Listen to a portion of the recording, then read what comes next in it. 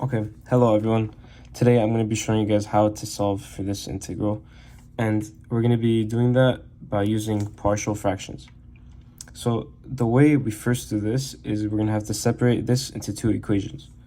So first, let me rewrite the problem. So it's going to be the integral of 1 over y plus 1 times y plus 3, okay? Now, what we're going to do is we're going to make that equal to the integral of a over the first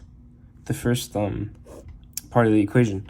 So it's going to be a over y plus 1 dy plus b over y plus 3 dy, integral of that.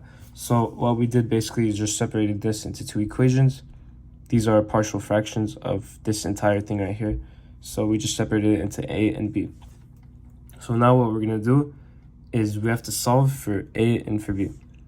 So this is how we do it. First, we're going to multiply everything in here by these two fractions over here. So we're going to multiply by y plus 1 times y plus 3. Okay, and now that what that's going to do is it's going to cancel this entire part of the equation out. So these two cancel. So we don't need this anymore. So this just becomes 1 over here. Okay, so this becomes 1 equals integral of a over y plus 1. And then we're going to do the same thing we did over here. So it's going to be y plus 1 times y plus 1 times y plus 3. So y plus 1 times y plus 1, that cancels out. Okay, so that just becomes 0. So y plus 1 times y plus 1 becomes 0. And then y plus 1 times y plus 3, that is y plus 3. So that just equals y plus 3, right? Okay, so this becomes y plus 3 dy. And then for b, you're going to do the same thing. So y plus 3 times y plus 3, that's 0. Y plus 3 times y plus 1, that's going to equal y plus 1, because these canceled out, and then this is just what's left, okay? So you guys see how that works? These cancel, and then whatever's left is just put under this equation. So now what we're going to do is we have to solve for a and b, okay? So we're going to plug one of these in. Okay, so we have y plus 1, and okay, my video cut out, but basically what we're going to do now is we have to find the roots of these two things. So this is going to equal -1, and this is going to equal -3. If you want to see how you could do that, it's just y plus 1 equals 0, and then -1 minus 1, y equals -1, and then the same for this one. So now that that's done, we're going to plug in one of these, okay, first. So we're going to do -3 first. Okay, so now it's going to be 1 equals a, and then you're going to multiply by y plus 3. Okay, so y plus 3, and then plus b times y plus 1, okay? So this is how it should be formatted. So a times this, and then b times this, okay? This is how we're going to figure out the values for all of these. Okay, so now we could plug in. So y is -3 and y equals -1. So we could use those two. So a times, over here, we're going to put -3, plus 3, plus b times -3 over here, plus 1. Okay, so this equals 1 equals a times 0, because that's -3 plus 3, that's 0, plus b times, this is going to equal -2. So now we have our b, so it's going to be -2b. So 1 equals -2b, and the 1 comes from over here on top of this equation. Now we're just going to divide by -2 to get the b by itself. And as you can see, b is going to be equal to -1/2, okay? So when y equals -3, b is equal to -1/2, okay? Now, we're going to solve for a, because now we have b, now we have to solve for a. Okay, so how do we solve for a? We're going to plug in -1, because we already plugged in -3.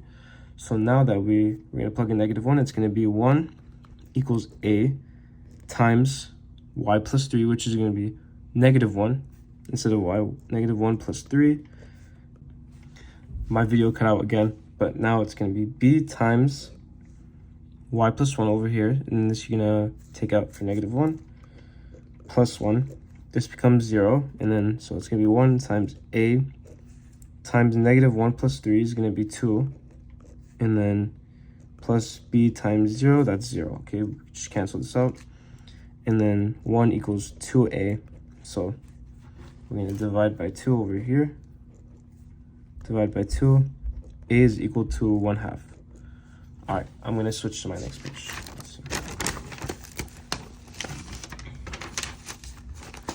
Okay, so now that you have all of this, right?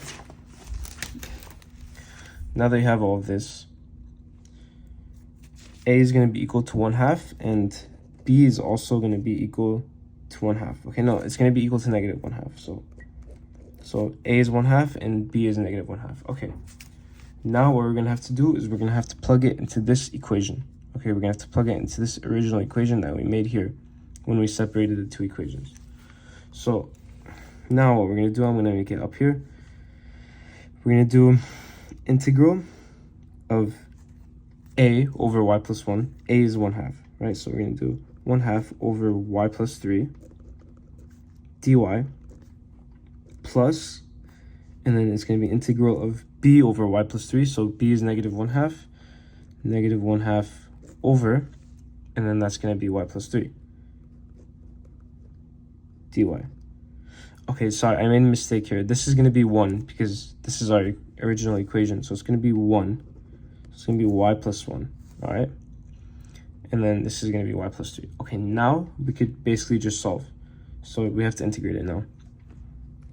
So we can move this to over here. We can move it to the beginning of the integral. And then it's just going to be y. Okay, so it's going to be 1 over y plus 1. So let me show you how to do that.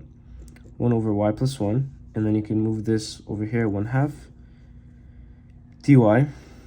And then you could also do that to the other side. So it's going to be negative 1/2. And then 1 over y plus 3. Integral of 1 over y plus 3 dy. Now what we're going to do is we're going to solve. So 1/2, that's going to be 1 over y plus 1. You're going to take the antiderivative of that. That's going to be ln y plus 1. So it's going to be 1/2 ln y plus 1. And then you have to do the absolute value of that minus, because this is negative, 1/2 ln y plus 3, because you're taking the ln of this, and then it's going to be plus c at the end. I ran out of space here, but you have to add the constant of integration, which is plus c. And then this is the solution. So this is how you compute this integral up here, and those are all the steps.